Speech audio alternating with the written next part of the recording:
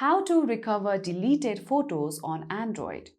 So first of all, launch Gallery on your Android device.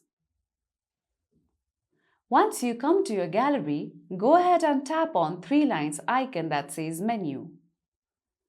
From here, tap on Recycle Bin. Now tap on a photo you wish to recover. Then you can tap on Restore. This is one of the steps that will help you to restore deleted photos on your Android. Now another step you can check is that make sure that you backup or save photos to your Google Photos. So the next time you delete your photos from your Android device, it will still be saved on your Google Photos.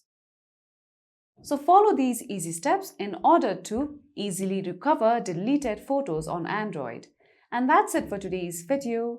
At last, don't forget to subscribe to our YouTube channel.